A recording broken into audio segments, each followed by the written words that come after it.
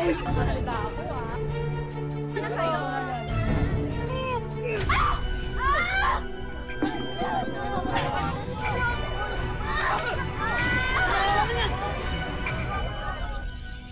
Pag-ibig daw ang isa sa pinakamalaking misteryo sa ating buhay. Kaya nitong maging inspirasyon para gawin ang hindi inaasahan. Kaya nitong baguhin at ituwid ang maling nakagisnan.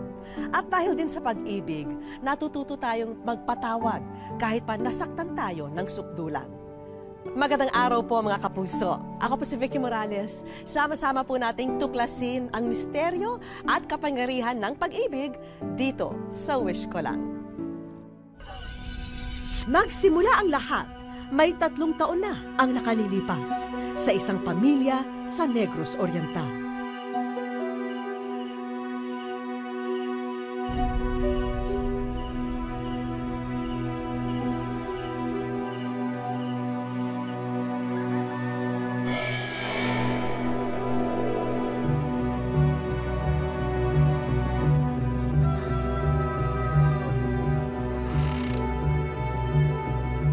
Ernie?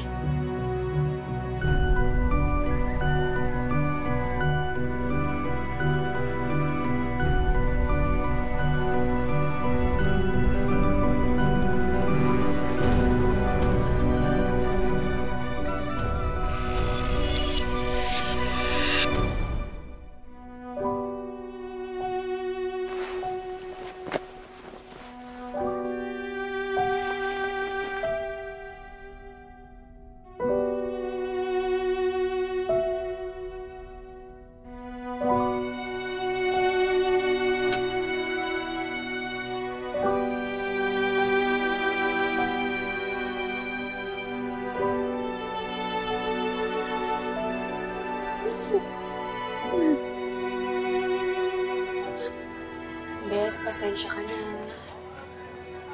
Wala kasi akong mapag-iiwan ng mga bata eh. Ano ka ba, Lovely? Parang mga anak ko na rin tong mga makukulit na to, no? Sininang mo nang bahala sa inyo. Okay? Iiwan niyo po kami, Mama. Kailangan eh. Kailangan kong magtrabaho. Kasi pag hindi ako nagtrabaho, paano kayo mag-aaral? Di ba? Paano yung gatas nyo? Pagkain nyo? Yung laruan nyo? Diba, si Papa dapat ang nagtatrabaho. Anak, iniwan na kasi tayo ng papa mo eh. Kaya ako na lang. Ako na lang yung magtatrabaho.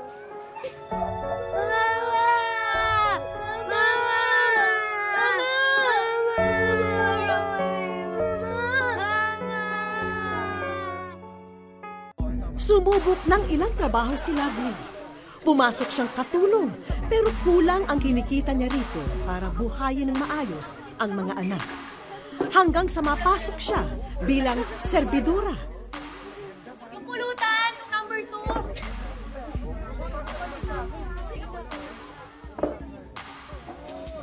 Wala pa?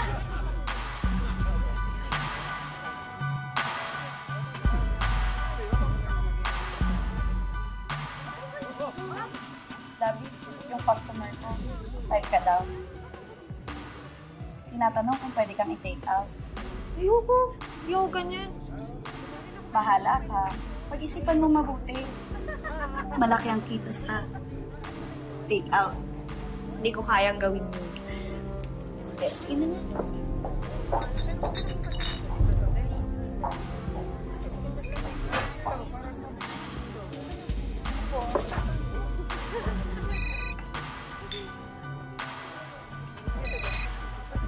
Hello, Beth?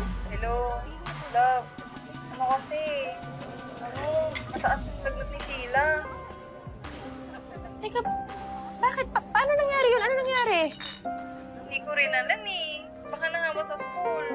Kaya baka nakagat ng lamok. Uso kasi yung dengue ngayon dito eh. Sandali, madadala mo ba siya sa doktor o sa ospital? Yun na nga eh. Wala na kasi akong pera. Sorry, love. Pero hindi ko na kasi alam ang gagawin ko.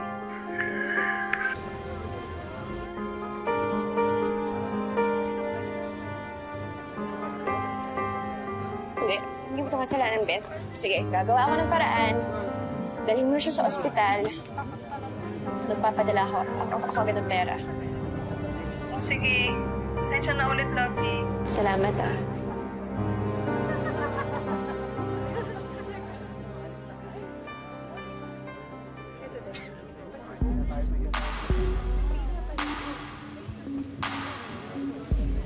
Sir, gusto niyo daw po akong makausap. Lovely. Lovely, okay ka na? Ikaw dito. Ako ka dito.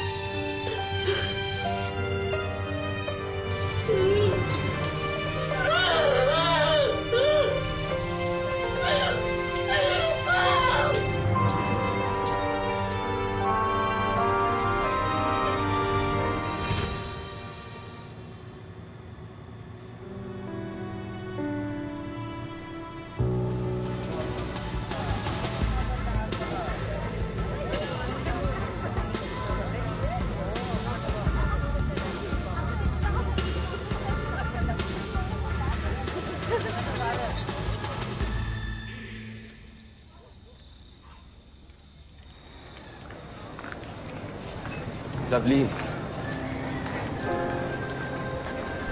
Lovely.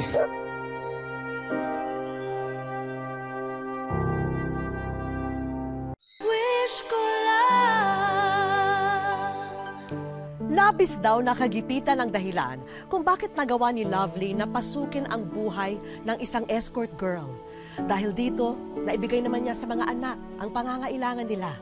Pero ano kaya ang madarama niya kung magbalik ang taong sinisisi niya kung bakit nalihis na rito ang buhay niya? Lovely.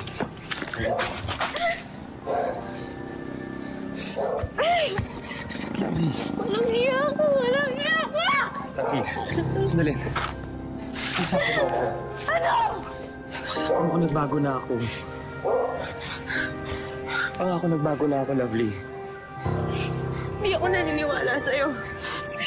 Walang hiya ka! Bakit bumalik ka pa? Sige, sakta mo. Bakit bumalik ka pa? Sige, sakta mo ako.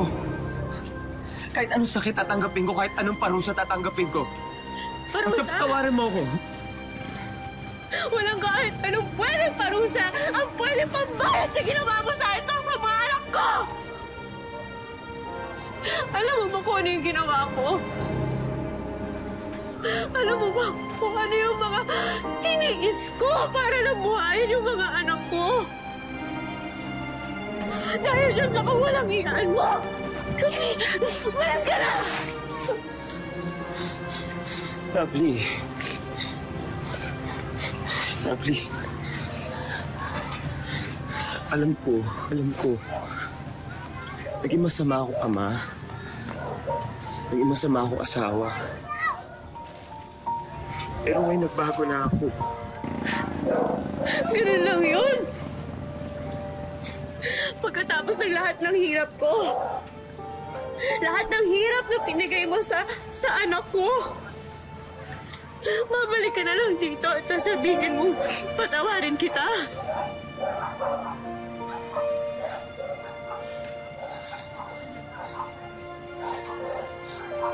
Lovely. Hindi na ako tulad ng dati. Nagsisisi ako.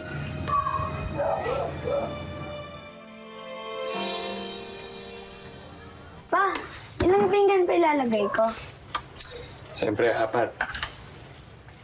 Ako, ikaw, si Papa, tsaka si Mama. Tama. Mga anak, Sabado ngayon, ha?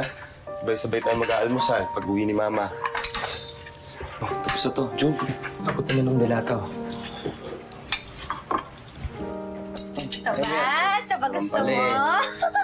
Saka na pala. Mama! Saka pa, hindi pa naliligo. Hindi mo kay si Mama? Naku, Ako, baho ko pa. Di pa ako naliligo. Kain na po tayo, Ma. Halika na, kain na nga Kain tayo. Ito. Ano ba tong niluto ng papa mo?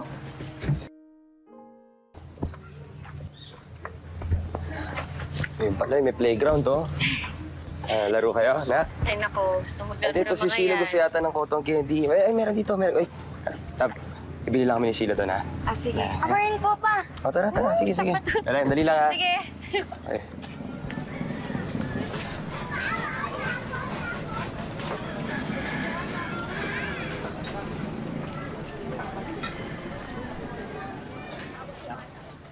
Lovely! Parang masyado kang gumaganda ngayon, ah. Sorry, pero hindi ako yung pangalan na tinatawag mo. Masyado ka naman. Ang kakalabas lang natin last man, ah. Hindi na ba ako natatandaan? Ay, Love, ay, bakit? Anong problema? tara, uwi na tayo. Halika. Dali! Mga asawa mo? Pare, swerte mo. Magaling sa kama, misis mo. Ernie! Ernie, wag! Ernie! Ako yung sinabi mo. Magbabaso si asawa ko. Hoy, ano? Bakit ko babawiin? Ha? Bakit? Kasalanan ko ba na hindi mo alam na po mo ang asawa mo?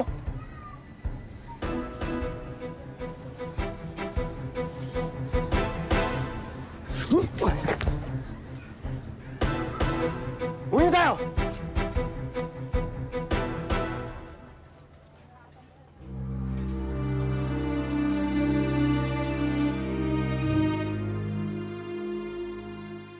Wish ko lang.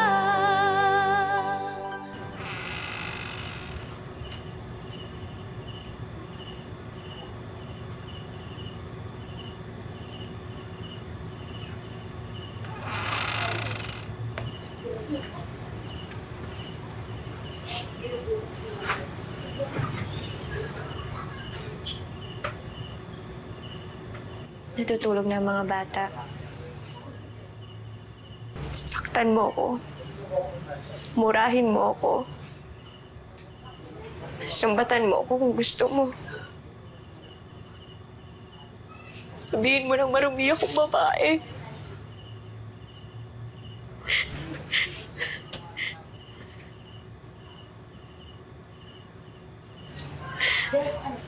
Saktan mo ako. Lahat gawin mo na.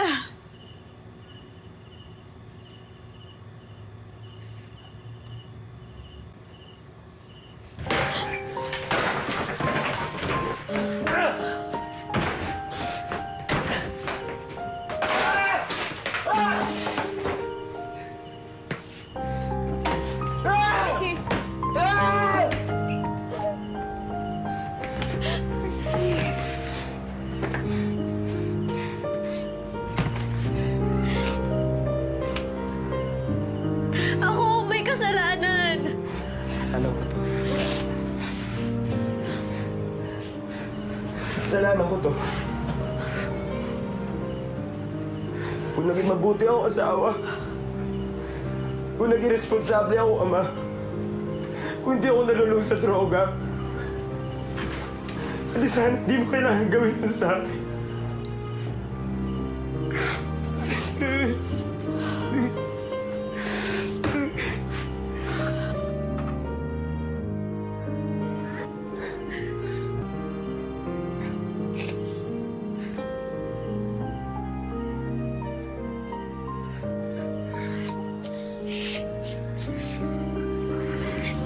Salamat.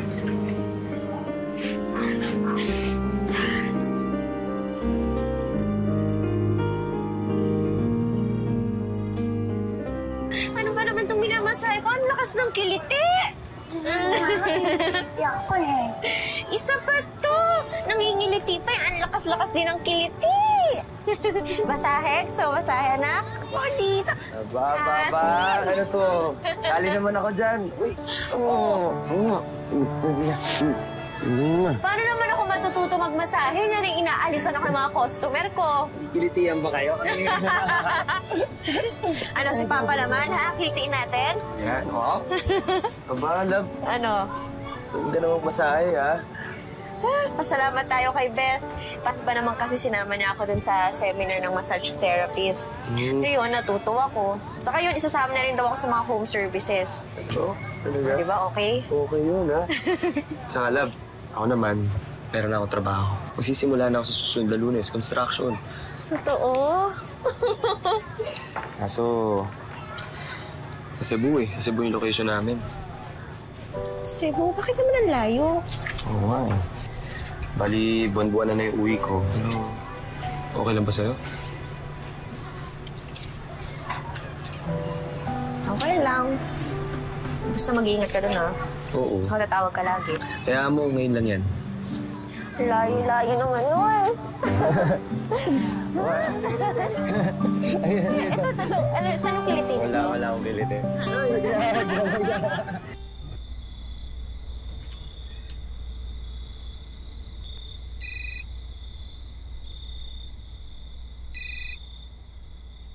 Hello? Hello? Love? Love, buti naman napatawag ka na. Kagaling na kasi dito ni Mang Lito eh. Alam mo na, naniningil na ng renta.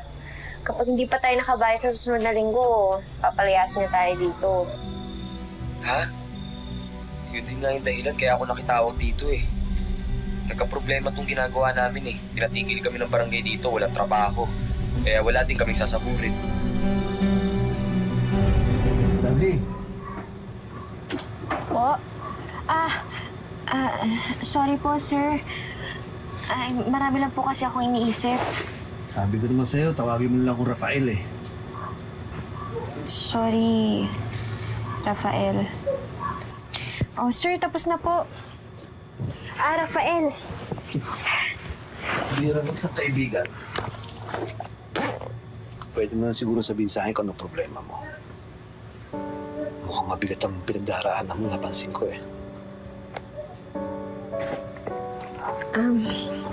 May problema lang po sa bayad sa renta. Kano ba kailangan mo? 3,000 lang po. Yun lang pala.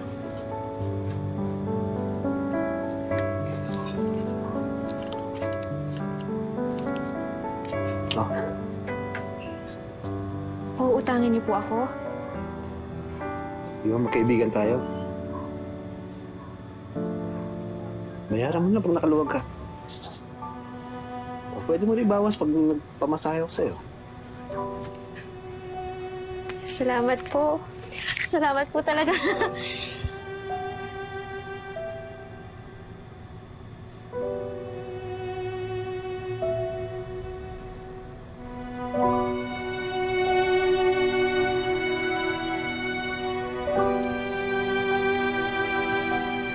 Happy birthday to you.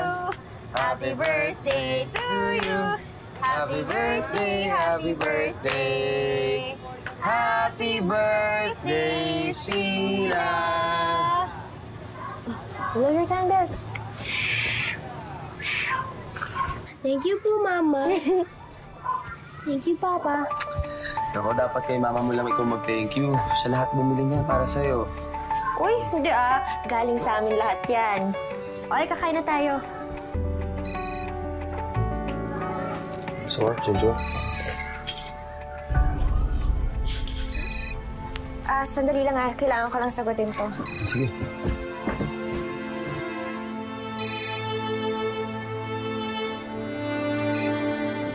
Hello, love. Oh, kumusta ang birthday party dyan? Nagustuhan ba ni Sheila yung regalo kong birthday cake? Bakit ka ba tumatawag? Ayaw naman magkasama kami ni Ernie, di ba? Ganun? Andiyan na naman yung walang silbi mo asawa. Ay, nako. Sabi ko sa'yo, hiwalayan mo na yan. Kaya naman kitang buhayin na maayos eh. Pati mga anak mo. Yung beses ko bang kailangan sabihin sa'yo na hindi ko iiwan ang pamilya ko para sa'yo? Alam mo naman hanggang kama lang yung relasyon natin, di ba? Wala nang hihigit doon. Ganun. Pagkatapos mo kong hut-hutan, nakaangat ka na sa buhay, bayad na utang mo, ganyan lang, iiwan mo ko? Ha? Ganyan lang? Ayoko na, Rafael. Goodbye.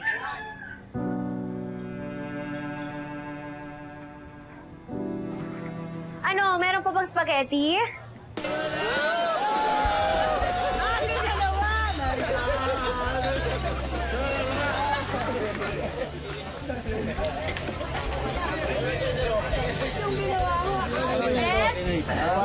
Uy, no! Kasi naman Kasi naman napaka-busy sa trabaho. At saka, alam mo naman, walang hatid-sunod sa mga anak ko. Halika, pasok tayo sa loob. Ano ba? Anong meron? Maghanda? Oo naman. Dapat matikman mo itong mga handa ko, ah. Kaya mo ba? Kayo.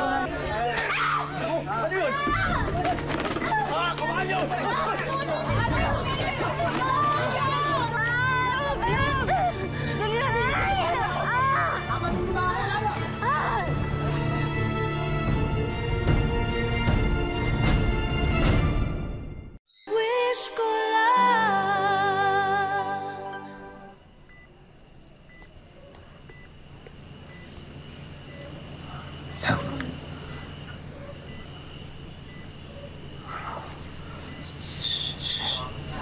Huwag mo na magsalita, ha? Tama na. Masama yan sa'yo. Pero sabi ng doktor, mabuti naman na malayo ka na sa peligro. Si Rafael,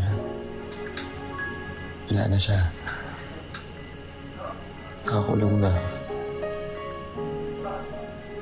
Sabi ni Rafael na nagkaroon kayo ng relasyon. Ganun ba yan, ha? Kaya na. Sabayan sa'yo. Hintay ka na ng mga bata sa bahay. Pero love, hindi ako galit sa'yo. Galit ako dun sa taong gumawa nito sa'yo. Pero sa'yo, hindi.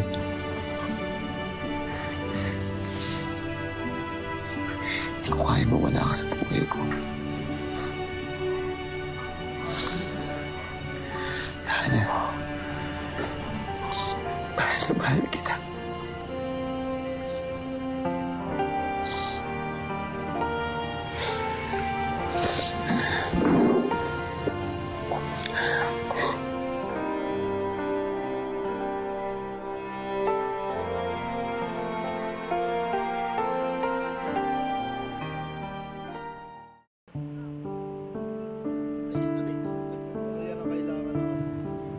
Siya si Lovely. Hindi niya tunay na pangalan. Siya ang inang tampok namin sa aming kwento. Sa mundong minsan niyang ginalawan, natatakan daw siyang marumi sa mata ng marami. Tapos ang nakakadiri, kumbaga. Yung hinihipo ako. Kasi, dati kasi ang ano ko lang, kumbaga yung pakakasalan ko lang na taong, yung lalaking, nag-iisang lalaki lang yung hahawak sana dapat sa akin. Tapos doon sa trabaho ko, parang free lang yung mga lalaki na hawak-hawak sa akin. Kasi nga, yun na nga yung trabaho ko, ganun.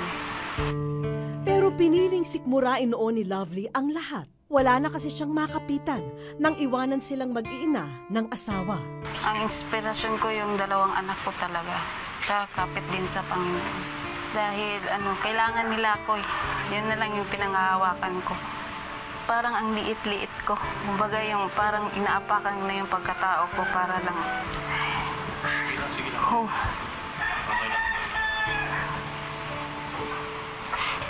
Kumbaga sobrang sakit lang. Tapos itiis mo na lang yun kasi para sa kanila eh. Nakipag-areglo na ang salarin sa pagsaksak kay Lovely. Sila'y nagkapatawaran na at sinagot din ang kanyang pagpapagamot. At kasabay ng paghilom ng kanyang sugat, nakalaya na rin si Lovely sa dati niyang buhay. Sa ngayon po, masaya. Parang kontento na ako kung ano meron ako. Tapos hindi na ako umangad kasi dati po umangad pa ako ng ano-ano pa eh.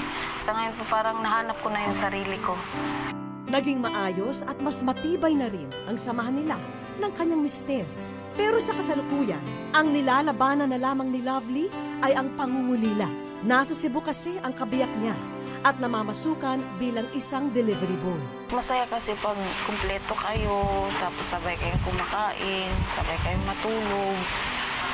Kumbaga, tinitiis na lang kasi nga sa hirap ng buhay. Wala kasi siyang mahanap na hanap buhay dito eh. Tahimik na ang buhay ni Lovely sa piling ng kanyang mga mahal sa buhay. Pero sa araw na ito, hayaan mong gumawa kami ng ugong na siguradong ikatutuwa mo. Dahil ang aming mga sorpresa, eto at umaarangkada na.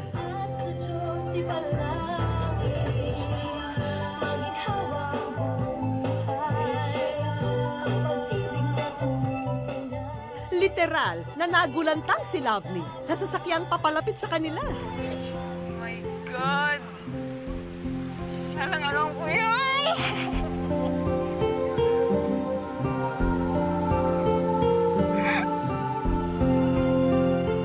Parang alam ko yan! Sabi ko na nga. Sabi ko na nga.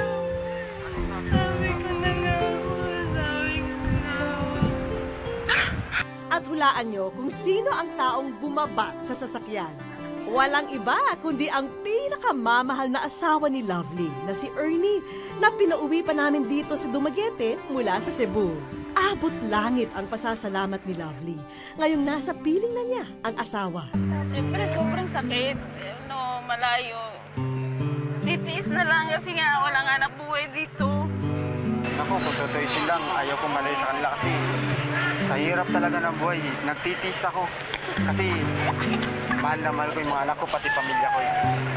Handa naman ako nagbago. Binago ko lahat ang buhay ko dahil sa kanila eh. Dahil kumpleto na ang mag-anak, diretso na tayo sa pangalawang sorpresa. Ang sari-sari store na hiniling mo sa amin, eto at mapapasayo na. Ma'am Vicky, thank you po talaga. Malaking tulong na po sa akin po. Sana pagpalain po kayo ng Diyos. More power po sa show nyo. Ang umiibig ay marunong magpatawad at ang nagpapatawad ay umiibig. Ito po ang mensahe ng pagsasama ni na Lovely at Ernie. Dalawang taong nagkamali, nagsisi at nagpatawad sa isa't isa dahil kapwa silang umiibig. Hanggang sa susunod mga kapuso, ako po si Vicky Morales at ito po ang wish ko lang.